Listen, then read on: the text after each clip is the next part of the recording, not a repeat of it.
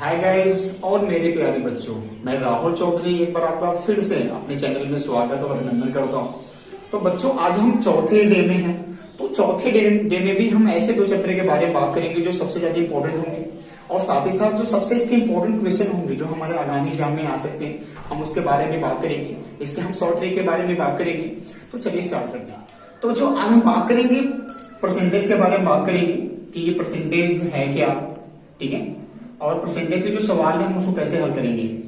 तो परसेंटेज पे कोई फार्मूला होता ही नहीं है, तो मैंने खुद का एक फार्मूला बनाया हुआ है, बड़ा इंपॉर्टेंट है, बड़ा आसान है। आप उस चीज को समझने का प्रयास करोगे और अगर वो चीज फार्मूला समझ गए तो आप परसेंटेज के जो क्वेश्चन है उनको आसानी से सोल्व कर सकते हो, है ना। तो हम पहले समझेंगे परसेंटेज है क्या। तो परसेंटेज का मतलब होता है 100वां भाग, या अगर सिंपल भाषा में बात करें तो परसेंटेज एक भिन्न है। क्या है? भिन्न है, और जिसका जो हर क्या होता है, इसका हर हमारा 100 होता है।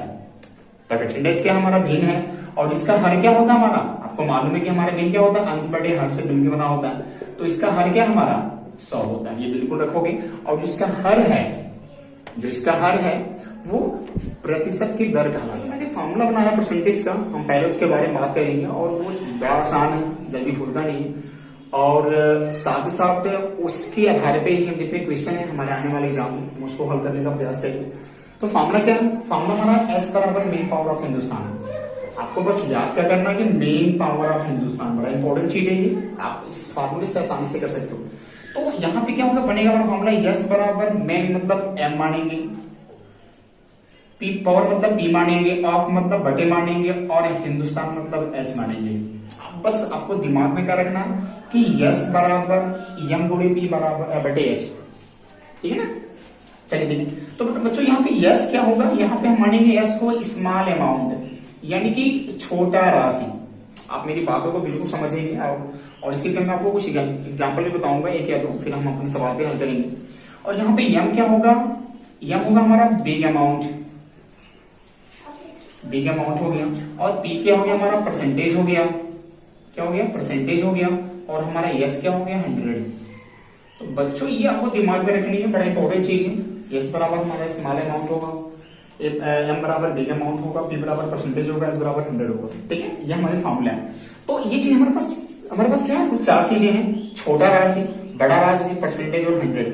तो ये सबसे जो बड़ी चीज है कि तीन को हमें दिमाग में रखना है कि हमारा छोटा राशि क्या है, बड़ा राशि क्या है, और परसेंटेज क्या है। 100 तो ऑलरेडी क्या होगा हमारा, वो 100 तो हमेशा 100 ही होगा, है कि नहीं है। तो इस पे हम एक दो सवाल हल करने जा रहे हैं, और बिल्कुल आपको इसको बिल्कुल समझना है बेसिक रूप से। तो अगर आप कल्पना करो, आप बिल्कुल दिमाग में कल्पना करो कि आपका जो मैक्सिमम मार्क है, मैक्सिमम मार्क क्या हमारा 1000 है। आप मेरी बातों को समझेंगे। अगर आपका मैक्सिमम मार्क हमारा 1000 है, और कोई बच्चा जो उसे बोलते हो ऑब्टेन मार्क बोलते हैं, जो आप पाते हो नंबर, उसे क्या बोलते हैं, ऑब्टेन मार्क। अगर कोई बच्चा 750 नंबर पाया है ना, तो अगर कोई पूछता है कि कितने परसेंट पाया, तो आप इस फॉर्मूला का इस्तेमाल करोगे। मैंने कहा ना कि इसमें तो इस राशि को, इस अंक को अगर हम कंपेयर करेंगे तो 1000 क्या हमारा बड़ा है और 750 क्या हमारा छोटा है। तो इसे क्या मानेंगे, बिग अमाउंट, इसे क्या मानेंगे, स्मॉल अमाउंट। तो इस फार्मूले पे अगर हम इसको ध्यान देंगे, हमारे पास फार्मूला क्या है, S बराबर M इंटू P बटे S। तो हमें क्या निकालना है, परसेंटेज निकालना है।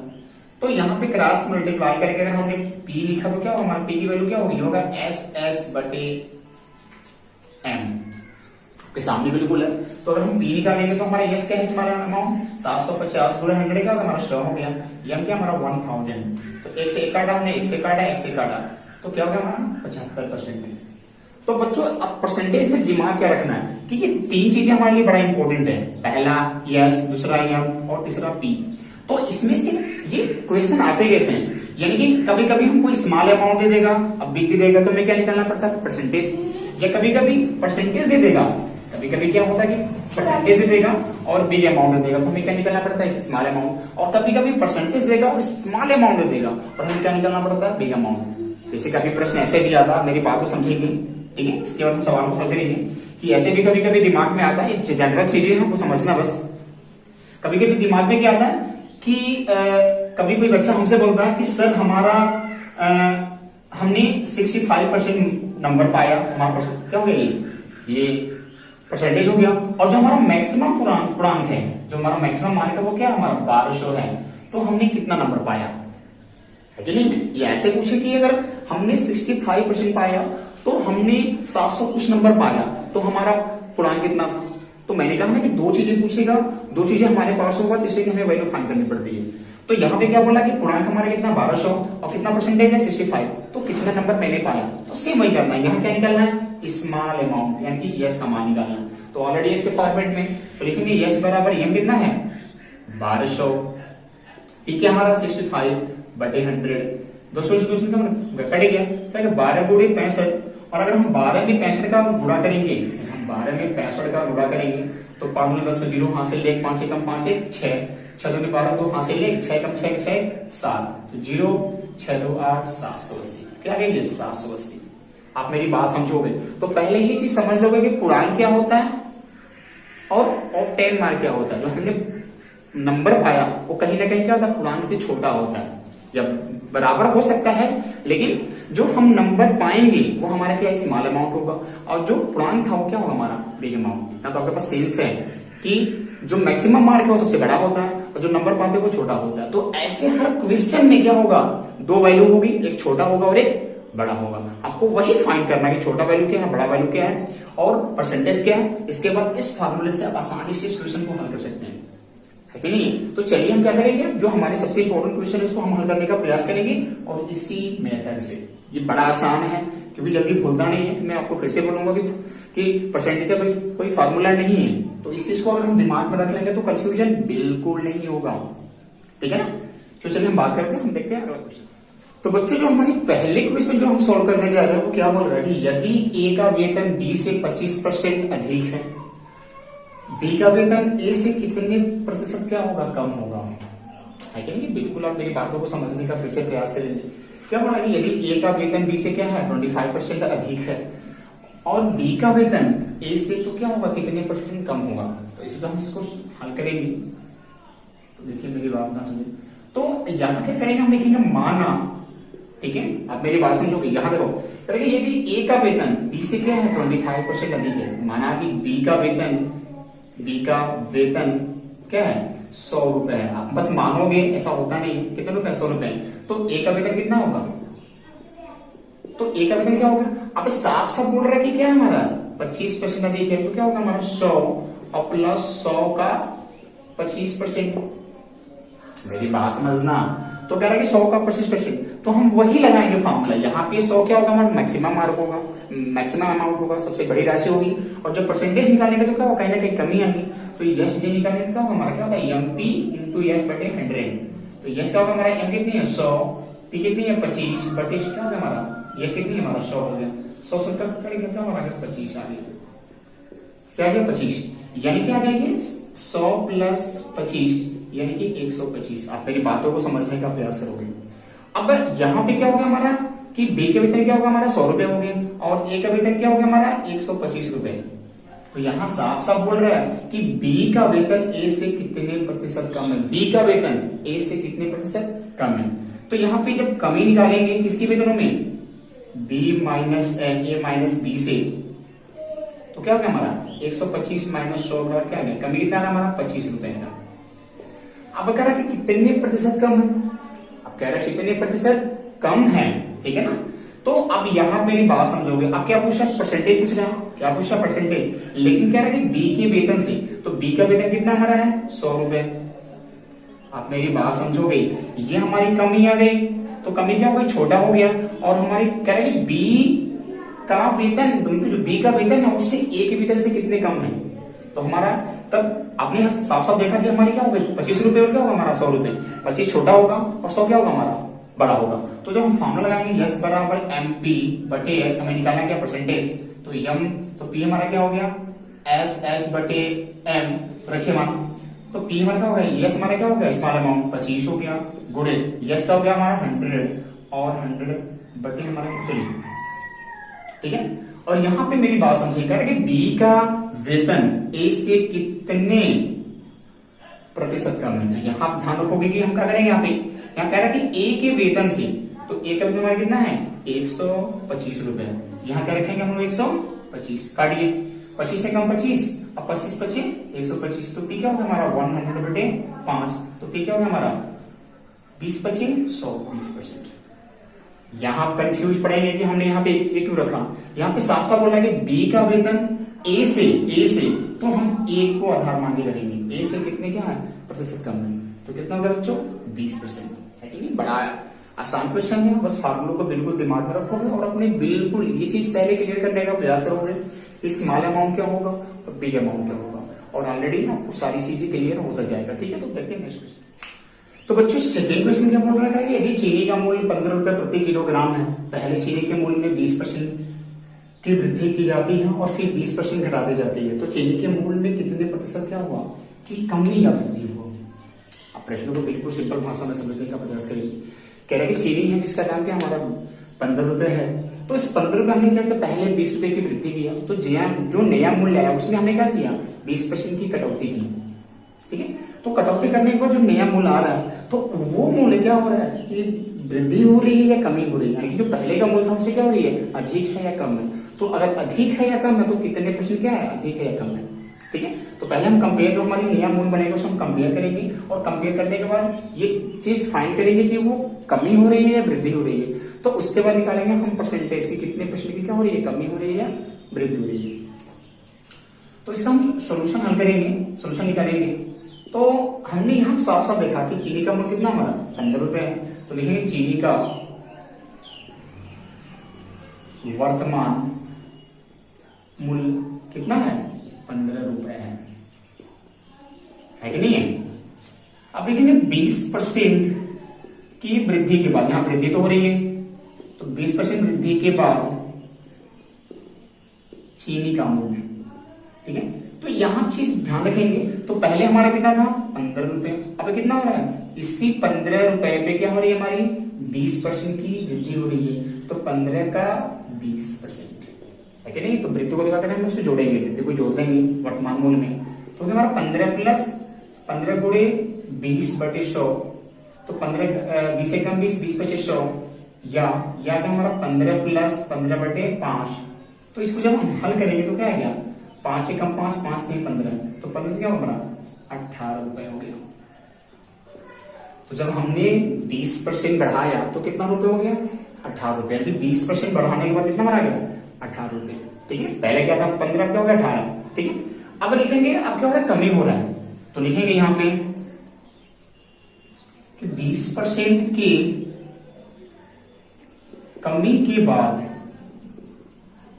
चीनी का मूल्य। ठीक है, तो यहां पे कमी हो रही है, यानी कि हम इस मूल्य पे जाएंगे तो लिखेंगे 18 माइनस 18 का 20% है कि नहीं है।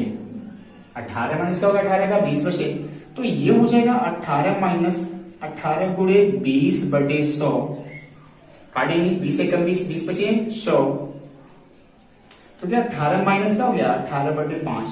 तो पहले हम भाग कर लेंगे, तो अगर हम भाग करेंगे 5 का 18 में, तो 5 क्या है 15 हो गया, 3 बचा 0.0 और 6 बचे 30। तो ये हमारा आ गया, या कर लोगे 18 माइनस 3 रुपए 60 पैसे। तो जब हम 18 से घटाएंगे 3 रुपए 60 पैसे, क्या हमारा हो गया 15 रुपए 60 पैसे आ गए। ठीक है, यानी कि क्या गया हमारा 15 रुपए 60 पैसे। तो जो हम कंपेयर करेंगे, पहले हमारा मूल्य क्या था 15 रुपए, अब क्या हो गया 15 रुपए 60 पैसे, यानी कि 60 पैसे क्या हो रहा है अधिक हो रहा है। तो यहाँ साफ साफ क्या हो गया हमारा कि वृद्धि हो रही है, क्या हो रही है हमारी वृद्धि हो रही है। तो वृद्धि कितनी हो रही है, पहले क्या अब कितना हो गया 15 रुपए 60 पैसे, और पहले क्या था 15 रुपए था, यानी कि 60 पैसे की क्या हो रही है हमारी वृद्धि हो रही है। ठीक है ना, यानी पहले हमारा क्या था 15 रुपए, अब क्या हो गया 15 रुपए 60 पैसे, तो वृद्धि कितना होगा 60 पैसे का। तो इस 60 पैसे को क्या करेंगे हम परसेंटेज में चेंज करेंगे, तो लिखेंगे वृद्धि परसेंटेज ये होता है वृद्धि गुणे क्या 0.6 गुणे 100/15, यानी कि जो हमारा वर्तमान मूल्य था हम उसे भी क्या निकालेंगे परसेंटेज निकालेंगे, काटेंगे। तो यहाँ पे आप देखोगे तो यहाँ पे 2 शून्य है और यहाँ पे क्या है दशमलव के बाद 2 शून्य, तो ये हमारे क्या होगा दशमलव हट जाएगा, तो क्या होगा हमारा 60/15 है, तो क्या होगा 15 चौको 60। तो बच्चों कितना गया हमारा 4%। तो बच्चों हमारे थर्ड क्वेश्चन क्या है, ये आपका 2012 में आया। प्रश्न क्या बोल रहे हैं कि ए का मासिक आय बी की मासिक आय की 60% और सी की मासिक आय की 120% है। यदि बी का मासिक आय 78,000 रुपए है तो सी का मासिक आय कितनी है। आप मेरी बातों को फिर ध्यान समझेंगे। यहां बोल रहा है कि ए का मासिक आय, अगर ए का मासिक आय क्या है, बी के मासिक आय की 60% है, यानी इसका जो है उसका क्या है 60% है, और सी की मासिक आय क्या है 120% है। तो यदि बी का मासिक आय 78,000 है तो सी का मासिक आय कितना हुआ। तो यहाँ पे ये लैंग्वेज आप समझोगे कि ए की मासिक आय बी की मासिक आय क्या 60% है। यहाँ पे साफ साफ लिखा होगा कि ए का मासिक आय क्या है, वो बराबर है क्या हुआ ए के मासिक आय का 60%, यानी कि वो 60% से बराबर है। साफ साफ बोल रहा है कि ए का मासिक आय बी के मासिक आय से क्या 60% है। 60% अधिक नहीं है, केवल 60% है।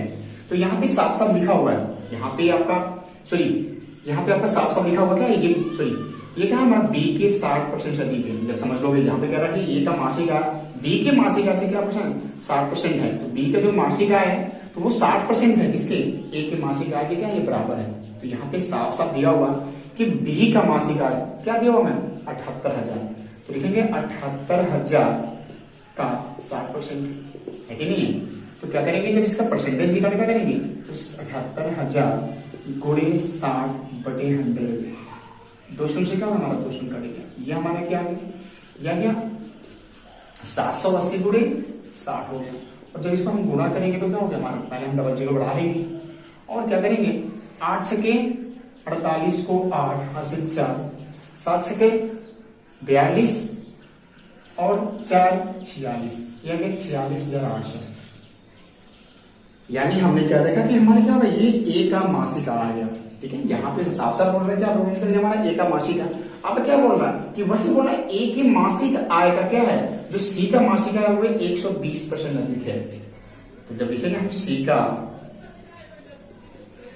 मासिक आय तो साफ साफ बोल रहा है कि ए के मासिक आय से क्या है 120% अधिक है। तो हमारा ए का मासिक आय कितना है 46,800, कितने परसेंट हमारा है 120% बटे 100 कर लेंगे। तो यहाँ 200 से हमने 200 काट दिया तो हमारा क्या आ गया, यह आ गया 468 गुणे 120। तो यहाँ हम जीरो बढ़ा लेंगे और हम पहले गुणा कर लेंगे 468 में किसका 12। तो 8 दूनी 16 को 6 हासिल 1, 6 दूनी 12 13 को 3 हासिल 1, 4 दूनी 8 1 9, और क्या होगा हमारा ये 8 6 4 6 हो गया। 8 3 11 को 1 हासिल 1, 915 16 को 6 हासिल 1, 4 1 5। तो कितना है बच्चों, यह आ गया हमारा 56,160 रुपए। तो हमारी सी की आय कितनी हो गई 56,160 रुपए। तो है कि नहीं आसान। तो चलिए बच्चों जो हमारी थर्ड क्वेश्चन कह रहे हैं क्या बोल रहे हैं कि ए का मासिक आय बी के मासिक आय की 60% और सी की मासिक आय 120% है।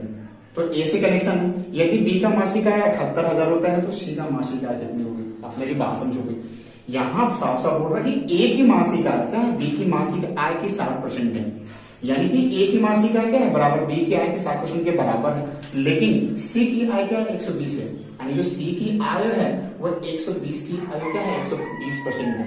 चलो इसको हम हल करते हैं। यहाँ पे साफ साफ बोला कि ए का मासिक आय क्या है बी की मासिक आय की क्या है 60%। ठीक है, और यहाँ पे साफ साफ हमें दिया हुआ कि बी का मासिक आय क्या हमारा 78,000 है। तो क्या करेंगे 78,000 का 60%, जाहिर सी बात है। तो 78,000 गुणे 60/100, हमने 200 से 200 काट दिया क्योंकि 780 गुणे 60। जब इसको हमने गुणा किया तो डबल जीरो हमने बढ़ा लिया, क्या हो गया 8 छके 48 को 8 हासिल 4 और 7 छके 42 42 4 46, यानी 46,800 रुपए। ठीक है ना, आप मेरी बात समझो। अब यहां बोल रहा है कि जो जो सी की आय है वो क्या है 20% है किसकी ए की आय से। देखो सी का आय 100 क्या है 20% है किसकी ए के आय से। ठीक है, तो यहाँ पे साफ साफ बोल रहा है कि ए की हमारा कितना है 46,800 रुपए। और यहाँ पे हमें 120% करेंगे तो यहाँ पे 100, ठीक है 100/120 काटेंगे। 100 का होना 100 कट गया, ये हमारा क्या आ गया 4680/12 गुणे 100। ठीक है, पहले हम भाग कर लेंगे 12 का, किसमें करेंगे भाग 4680 में। तो 12 तिहाई 36, 12 चौको 48, तो 12 तिहाई 36 हो गया हमारा, क्या बच गया 10 बच गया 108, है ना। ठीक है ना, जब इसको हम डिवाइड करेंगे तो 12/96, 12/96, 12 नामा 108, 12 नामा क्या हो गया हमारा 108, तो हमारा ये कट गया तो क्या हो गया 390 होगा। तो ये हमारा क्या हो गया 390 गुणे क्या हो गया हमारा 100 हो गया, तो क्या हो गया हमारा 3900 रुपया, सॉरी 39,000 रुपए। तो बच्चों हमारा सी का कितना हमारा होगा आय मासिक का 39,000 रुपए। ठीक है, तो बिल्कुल आसान है। पहले इस टाइप के सवाल को हल करने से पहले क्वेश्चन को समझो, एक बार में, 2 बार में, 4 बार, ताकि आपके दिमाग में वो सारी चीजें आपके दिमाग में बिल्कुल आ जाए। उसके बाद आपको बिल्कुल स्टेप बाय स्टेप इसको सॉल्व करने का प्रयास करना। ठीक है, चलिए देखते हैं। तो बच्चों ये जो क्वेश्चन क्या बोल रहा है कि एक टीवी सेट पर 10% की कटौती करने पर उसके दाम 1650 रुपए गिर जाते हैं, तो टीवी का वास्तविक मूल्य क्या होगा। ठीक है, ये भी हमारा सवाल बड़ा इंपॉर्टेंट है। तो यहाँ पे कटौती कितना हो रहा है 10%, तो पी हमारा क्या हो गया 10%। यहाँ पे दाम गिर जाता है, क्या हमारा स्मॉल अमाउंट होगा, तो भाई स्मॉल अमाउंट होगा 1650। तो कहेंगे टीवी का वास्तविक मूल्य क्या होगा, तो टीवी का वास्तविक मूल्य क्या होगा हमारा एम वन सबसे बड़ा होता है। ठीक है, तो हमारे पास फॉर्मूला क्या है एस बराबर MP/S, क्रॉस मल्टीप्लाई करेंगे तो MP बराबर क्या होगा हमारा SS, तो यम क्या होगा हमारा SS/P। ठीक है, देखिए फॉर्मूले पे यम हमें निकालना है, यस हमारा कितना है 1650 गुणे 100, अब पी क्या हमारा 10, तो हमने 100 से 100 काट दिया, है ना। तो यम हमारा क्या हो गया 1650 गुणे 10, ये क्या हो गया हमारा 16,500, यानी कि 16,000। तो बच्चों हमारा टीवी का वास्तविक मूल्य कितना आएगा 16,500, है कि नहीं। तो बच्चों अगला प्रश्न क्या बोल रहा है कि 25/75 का कितने प्रतिशत है। इस सवाल को हम अपने फॉर्मूले से हल करेंगे। तो यहाँ पे दो हमारे पास अंक है 25 से 75 है, तो पहला हमारा क्या होगा स्मॉल अमाउंट कितना है 25 है, और यम क्या होगा हमारा बिग अमाउंट 75 है, और हमें निकालना क्या परसेंटेज, है कि नहीं। मतलब फॉर्मूला क्या होता है कि यस बराबर MP/S, यहाँ कर लेंगे, हमें पी निकालना कितना होगा हमारा MP बराबर SS, तो पी क्या हो गया हमारा SS/M। ठीक है, तो पी हमारी क्या हो गई, यस हमारी कितनी है 25 गुणे 100, और बटे एम क्या होगा हमारा 75, अड़े 25 से कम 25 दिया 75, तो क्या हो गया 100/3, तो क्या होगा हमारा 33.33%। तो भाग करके कितना है बच्चों 33.33%। ठीक है, तो बच्चों सेकेंड सेक्शन में क्या बात करेंगे कि साधारण ब्याज क्या होता है और चक्रवृद्धि ब्याज क्या होता है। ठीक है, तो सबसे इंपॉर्टेंट चैप्टर है, और उससे भी इंपॉर्टेंट क्या है दोनों के बीच में अंतर समझना। ठीक है, इसमें कुछ वर्ड है, इस वर्ड को हमें समझना है, क्योंकि इन्हीं वर्ड का इस्तेमाल होगा क्वेश्चन में। जब तक हम ये समझेंगे नहीं सवाल को हम हल नहीं कर पाएंगे। तो सारी चीजें समझेंगे, इसके बेसिक चीजों को समझेंगे, ताकि हमें आगे चल के दिक्कत न हो सके। तो चक्रवृद्धि ब्याज और साधारण ब्याज को समझने से पहले हम पहले क्या समझेंगे, इन वर्डों के बारे में समझेंगे। तो पहला वर्ड क्या है बच्चों मूलधन। ठीक है, तो मेरी बातों को बिल्कुल ध्यान समझोगे, आपको मैं बिल्कुल सिंपल भाषा में समझाने का प्रयास करूंगा। तो जब भी हम किसी व्यक्ति से कुछ पैसे उधार लेते हैं, तो वो जो राशि हमें वो उधार दिया पैसे, ठीक है, तो वो क्या होता है हमारे लिए मूलधन होता है। यानी जो राशि हमें वो उधार के रूप में देगा वो राशि क्या होगा हमारे लिए मूलधन। क्लियर, और इसे क्या करते हैं बच्चों पी से हम इंडिकेट करते हैं, मतलब हम मूलधन को पी लिख सकते हैं। ठीक, सेकंड क्या हमारा मिश्रधन। ठीक है, समय अवधि जो वो हमें अगर 2 साल के लिए दिया, तो 2 साल के बाद जब हम पैसे जब उसको वापस करेंगे तो वो क्या होता है हमारा मिश्रधन होता है। तो जो हम मिश्रधन जब वापस करते हैं तो इसमें क्या होता है हमारा मूलधन भी होता है, और साथ ही साथ हम ब्याज भी उसको जोड़ के देते हैं। ठीक है, मतलब जब भी हम उसको पैसे वापस करेंगे तो कहीं ना कहीं कुछ बढ़ा के देंगे, यानी कुछ बढ़ा के पैसे देंगे, तो वो बढ़ा हुआ जो राशि होगा उसे क्या बोलते हैं हम लोग, ब्याज बोलते हैं। क्लियर हो गया।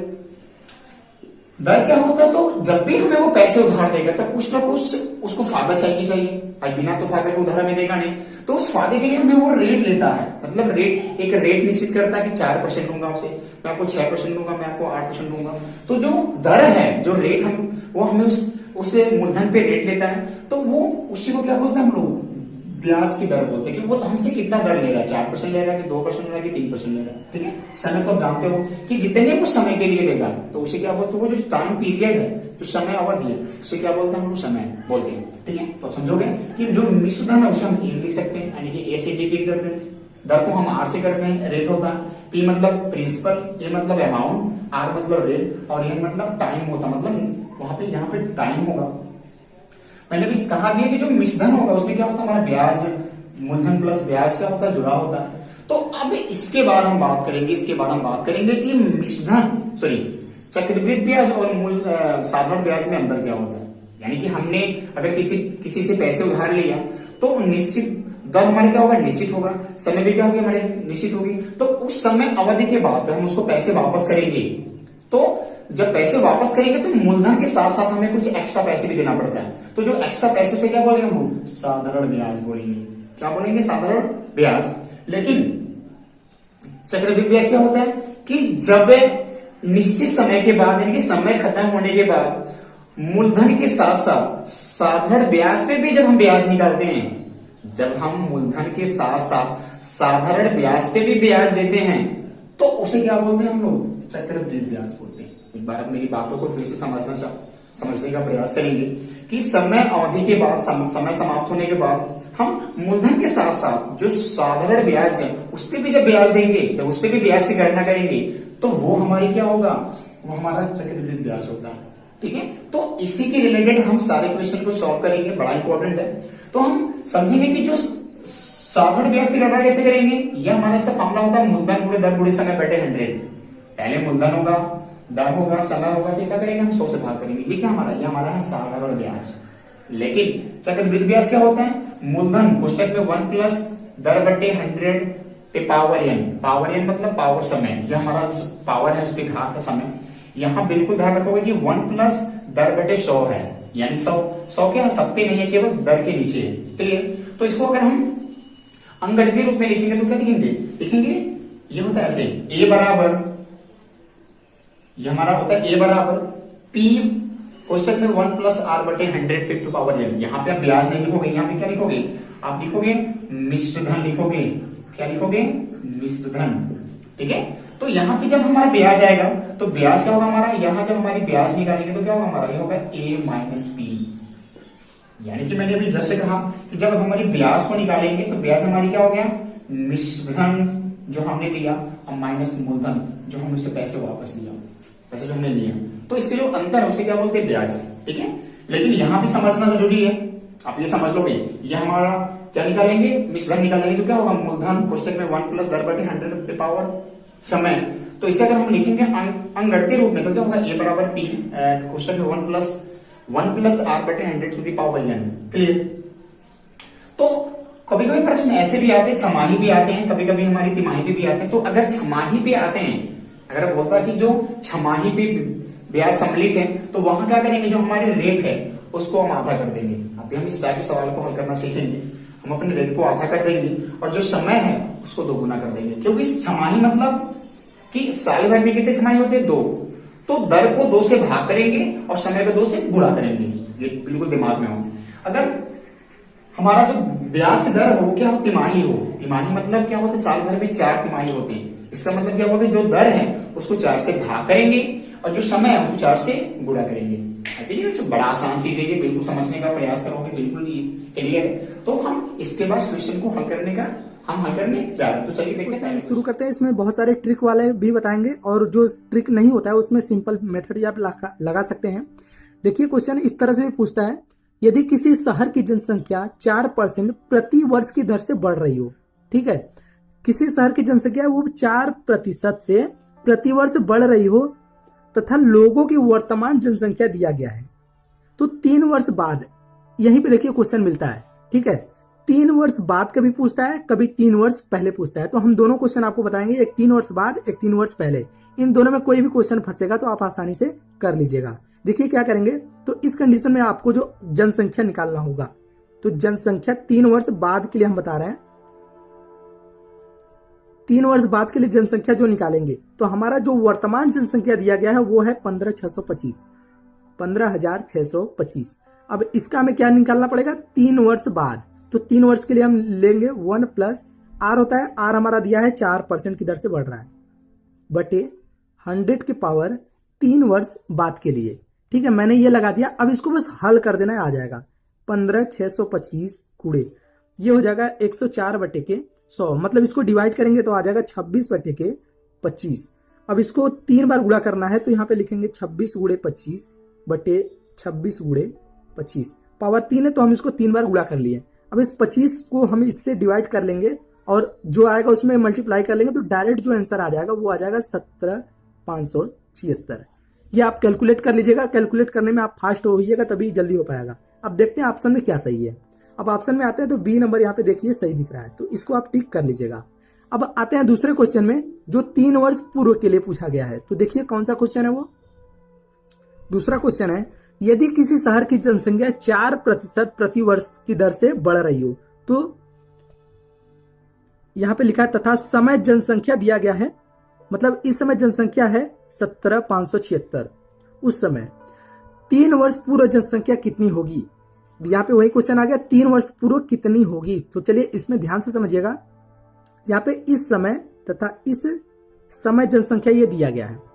सेम कंडीशन वही चीज है, मैंने अगले वाले जो क्वेश्चन में लगाया था, तो यहाँ पे 3 वर्ष बाद का ये क्वेश्चन आंसर आया हुआ था, और यहाँ पे क्या है वही आंसर है, और ये 3 वर्ष पहले पूछ रहा है, तो हमें क्वेश्चन का आंसर आना चाहिए। चलिए निकालते हैं। तो पहले 1 प्लस r/100 यूज करेंगे ताकि हमें जनसंख्या पता चल सके, वो भी कितने समय के लिए, 3 वर्ष पूर्व के लिए। तो 3 वर्ष पूर्व के लिए जनसंख्या अगर निकालेंगे तो 1 प्लस r मतलब 4% बढ़ रहा है बटे 100, यहाँ पे यहीं तक रहेगा के पावर 3। इसको हल करेंगे तो हमें मिल जाएगा 26/25 के पावर 3। ठीक है, ये चीज तो मिल गया। अब इसके बराबर क्या होगा, वर्तमान जनसंख्या, मतलब 26/25 के पावर 3 बराबर वर्तमान जनसंख्या में कितना दिया गया है, 17,576 ये लगा दिए। अब लगाने के बाद हमें जनसंख्या निकालनी है, तो क्या हो जाएगा, अब इसको इधर डिवाइड करेंगे तो आ जाएगा 17,576 गुणे ये ऊपर चला जाएगा 25 × 25 × 25 बटे के 26 × 26 × 26। अब इसको हल कर लेते हैं तो डायरेक्ट हमारा आंसर मिल जाएगा। अब इसको हल करेंगे, मतलब इससे हम डिवाइड करेंगे और इसके देखेंगे तो डिवाइड करने पे काटने पीटने में हमारा वही आंसर आ जाएगा 15,625, जो अगले क्वेश्चन में हमने लगाया था। तो सेम दोनों का उल्टा ही है।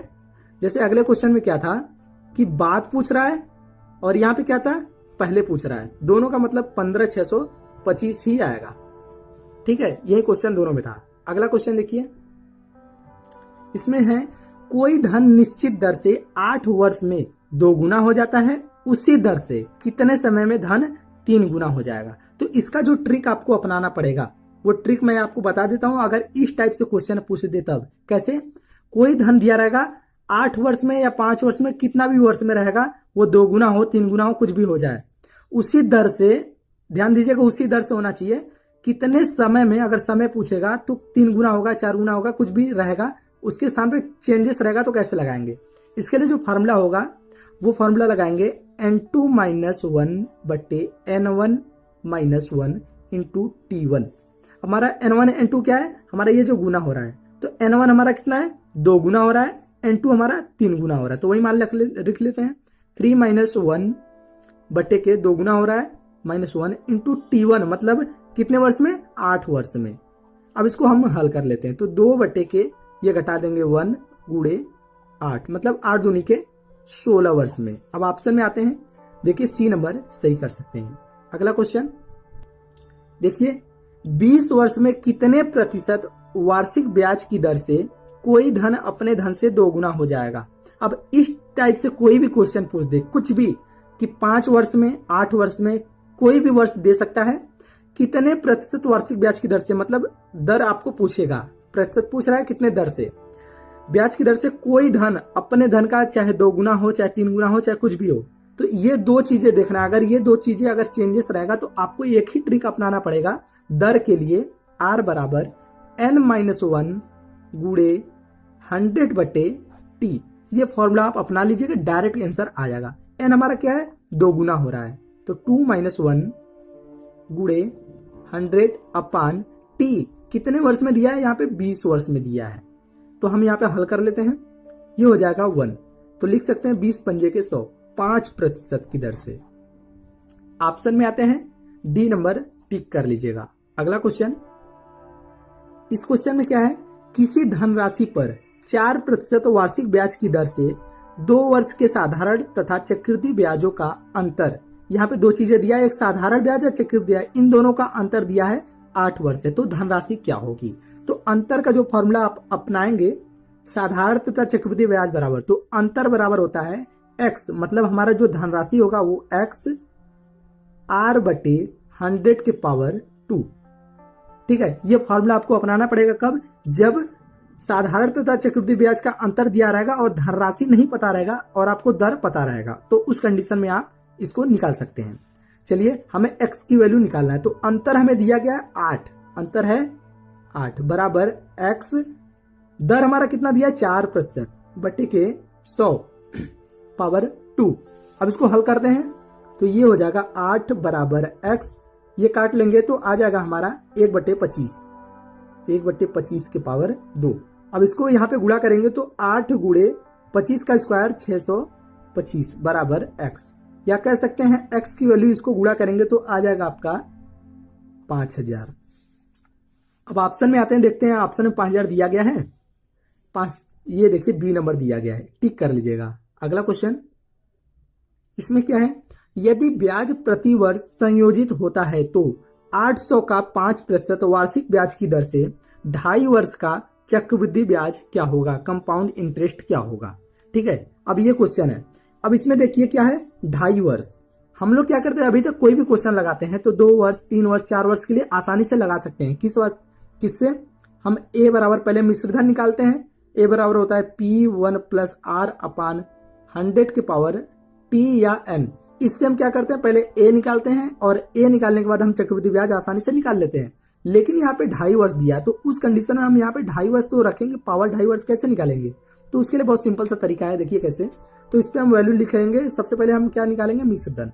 तो मिश्रधन निकालने के लिए हमें क्या करना पड़ेगा, p, हमें p कितना दिया है, p दिया है यहाँ पे 800, हमें मूलधन दिया है 800, 1 + r की वैल्यू, r मतलब प्रतिशत दिया है 5, दर इसका 5 दिया है बटे के 100। अब t की वैल्यू दिया है 2.5 वर्ष, तो पहले हम 2 वर्ष से निकालेंगे और उसके जस्ट बगल में आधा वर्ष का निकाल लेते हैं, मतलब 1 + 1/2 गुणे r बटे के 100, उसी के जस्ट बगल में आधा वर्ष का निकाल लेंगे और इस साइड निकाल लेंगे 5% का 2 के लिए। ठीक है, अब इसको हल करते हैं, तो ये हो जाएगा 800, अब ये इसको काट लेंगे तो हमें मिल जाएगा 21/20, 21/20 का स्क्वायर। अब इसको हल करेंगे तो हमें मिल जाएगा 41/40। आप हल कर लीजिएगा। अब ये करने के बाद अब इसको भी हल करना है आपको, इसको 2 बार लिखेंगे तो 20 × 20 करके इसको काटेंगे और यहाँ पे इसको मतलब काट पीट के आपका जो आंसर आएगा वो आ जाएगा 904.05। ठीक है, ये चीजें आ जाएगा। अब ऑप्शन में आते हैं, देखते हैं क्या दिया गया है। अब ऑप्शन में ये चीजें तो नहीं देगा, कुछ लोग इसी पे ढूंढते हैं कि क्या ये आंसर दिया गया है, तो देखेंगे कि आंसर नहीं दिया तो वो कोई नहीं पे टिक कर लेते हैं, ये गलती करते हैं। ऐसा नहीं करना है, आप लोग को क्या करना है, ये चीजें हमारा ए निकला हुआ है, मिश्रधन निकला हुआ है, हमें पूछ रहा है कंपाउंड इंटरेस्ट, तो हम जानते हैं a - p बराबर होता है कंपाउंड इंटरेस्ट, मतलब चक्रवृद्धि ब्याज। तो a बराबर हमारा निकला है 904.05 माइनस p, मूलधन हमारा 800 क्वेश्चन में दिया है, तो इन दोनों को अगर घटाते हैं तो हमें मिल जाएगा 104.05। अब देखते हैं ये ऑप्शन में रहेगा तो टिक कर लीजिएगा। देखते हैं 104.05 है, ये देखिए सी नंबर आपको दिया गया है, सही दिख रहा है, टिक कर लीजिएगा। अगला क्वेश्चन, इसमें क्या है, राम मनोहर ने भारतीय स्टेट बैंक में 2 वर्ष के लिए 4000 रुपए जमा किए, 10% प्रति वर्ष की दर से यहाँ पे देखिए लिखा है अर्धवार्षिक, इससे थोड़ा सा मतलब मिलेगा। चक्रवृद्धि ब्याज से मिश्र धन होगा, तो ये चक्रवृद्धि ब्याज का क्वेश्चन है, आपको पता है, वो भी अर्धवार्षिक के लिए। तो सबसे पहले हम देख लेते हैं क्या क्या दिया है। हमें यहाँ पे 4000 दिया है, पी बराबर मूलधन दिया है 4000, फिर 10 प्रतिवर्ष मतलब आर बराबर जो हमें दिया है वो 10% तो दिया, लेकिन ये अर्धवार्षिक के लिए है तो दर में हमेशा 2 से भाग देते हैं, तो ये आ जाएगा 5%। ठीक है, ये 5% क्यों आएगा, क्योंकि ये अर्धवार्षिक के लिए है। साथ ही दिया है 2 वर्ष के लिए, 2 वर्ष मतलब n बराबर 2 वर्ष है। अगर अर्धवार्षिक दिया है तो ये 2 अर्धवार्षिक और हो जाएगा, मतलब 4 अर्धवार्षिक मिल जाएगा। 2 वर्ष के लिए मतलब 2 वर्ष में 4 अर्धवार्षिक मिलेंगे, तो 4 अर्धवार्षिक हम यहाँ पे यूज करेंगे क्योंकि अर्धवार्षिक के लिए क्वेश्चन बोला है। अब इन सभी का वैल्यू हम कहाँ रखेंगे, क्या पूछ रहा है, चक्रवृद्धि से मिश्रधन होगा, तो मिश्रधन ए बराबर होता है P1 प्लस R अपान 100 पावर n। रख लेते हैं, P की वैल्यू है 4000, 1 प्लस R की वैल्यू हमने 5% निकाला है बटे 100 पावर T मतलब 4 अर्धवार्षिक, ये रख लिए। रखने के बाद अगर आपको कैलकुलेट करना तेज है तो बहुत सिंपल से कर लेते हैं। 4000 गुणे ये हो जाएगा आपका, डायरेक्ट इसको गुणा करेंगे तो आप मतलब इसको 105 बटे 100 इसको काटेंगे तो 21 बटे 20 आ जाएगा। 21 बटे 20 को 4 बार गुणा करना है। 21 बटे 20 2 बार हो गया, और ये 3 बार, और एक ये हो गया 4 बार। अब इसको क्या करते हैं, 2 जीरो और एक ये 3 जीरो से 3 जीरो काट दिए, 2 दूनी के 4, इसको काट दिए, टोटल कट गया। अब इस 21 को 4 बार आपको गुणा करना है, और नीचे क्या है 2 दूनी के 4 मतलब 440 नीचे हो गया, मतलब, और इससे टोटल डिवाइड करके काट पीट के आपको जो आएगा ऊपर आ जाएगा 19 44 81 इतना आ जाएगा, और नीचे आ जाएगा 2 दूनी के 4 और 0 40। ठीक है, ये तो ऊपर नीचे दोनों गुणा कर ले। अब सीधे आपको भाग देना है, अब आपको भाग देना है, सीधे भाग देते हैं तो आपको कितना मिल जाएगा, हम यहाँ पे डायरेक्ट मान लिख लेते हैं। यहाँ पे जो भाग देने पे आएगा वो आ जाएगा 4862.025, मतलब इतना आ जाएगा आपका आंसर।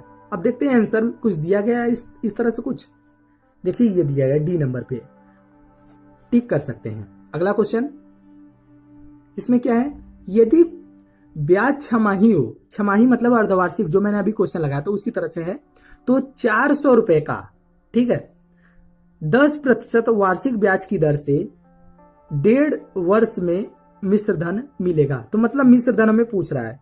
ठीक है, अब निकालते हैं हम इसको। तो देखिए P बराबर 400 दिया गया है, और 10% वार्षिक मतलब R बराबर 10 होगा, लेकिन ये छमाही है तो उसमें 2 से भाग दे देंगे, आ जाएगा 5% दर। और n बराबर मतलब समय के लिए देखेंगे तो दिया है 2 1 कम 2 1 3 बटे के 2, और इसमें 2 से गुणा करेंगे क्योंकि ये क्या है, छमाही है, गुणा करेंगे तो 2 से 2 कट जाएगा, 3 छमाही मिल जाएगा। तो 3 छमाही हम यहाँ पे यूज करेंगे। अब इन सभी से हमें क्या निकालना है, मिश्रधन। तो मिश्रधन A बराबर होता है P1 प्लस R अपान 100 पावर n। P की वैल्यू क्या दिया है 400, 1 प्लस R की वैल्यू 5 बटे के 100 पावर 3। कर लेते हैं गुणा इसको, 400 इसको हल किए तो मैंने पहले ही हल किया था तो आया था 21 बटे के 20 पावर 3, मतलब इसको 3 बार गुणा करना है। अब 3 बार आप गुणा कीजिएगा और कैलकुलेट कीजिएगा, डायरेक्ट आपको आंसर मिल जाएगा। हम यहाँ पे डायरेक्ट लिख लेते हैं, ये 463.05। ऑप्शन में आते हैं, क्या दिया है, सी नंबर दिया है, टिक कर लीजिएगा। अगला क्वेश्चन, क्वेश्चन नंबर 9 में लिखा है, यदि कोई धन 3 वर्ष में चक्रवृद्धि ब्याज से 3 से 3/8 गुना हो जाता है तो ब्याज की दर होगी, मतलब R बराबर पूछ रहा है। तो क्या है, कोई धन, तो धन हमें पता नहीं तो हम P धन ले लेते हैं 3 वर्ष में। ठीक है, धन दिया है 3 वर्ष में, तो निकाल लेते हैं 3 वर्ष के लिए 1 प्लस R अपान 100 पावर 3, 3 वर्ष के लिए हो गया। 3 वर्ष में कितना हो जाता है, 3 से 3/8 गुना हो जाता है। तो चलिए इसको हल कर लेते हैं। उसी धन का कितना, 8 3 के 24, 3 27 बटे के 3। ठीक है, कितना हो जा रहा है, उसी धन का हो जा रहा है 8 3 के 24, 3 27 बटे के 8 लिखा है, तो लिख लेते हैं 27 बटे के 8 गुना हो जाता है। अब हमें दर निकालना है, R तो हम P से P यहाँ पे काट सकते हैं धन को, तो क्या मिल जाएगा 1 प्लस R अपान 100 पावर 3 बराबर, इसको लिख सकते हैं 3 बटे के 2 के पावर 3। अब अगर घात की तुलना करेंगे तो सेम है तो आधार को हम ले सकते हैं, लेंगे तो हो जाएगा 1 प्लस आर बटे 100 बराबर 3/2। फिर ये हो जाएगा 100, 100 प्लस आर लिख सकते हैं, 100 प्लस आर बराबर 100 का गुणा इधर कर देंगे तो आ जाएगा 300/2, या इसको लिख सकते हैं 150। अब इस 100 को भेजेंगे तो आर बराबर मिल जाएगा 50%। अब देखते हैं ऑप्शन में क्या दिया है। ऑप्शन में देखिए डी नंबर दिया गया 50%। आज का लास्ट क्वेश्चन देखिए क्या है।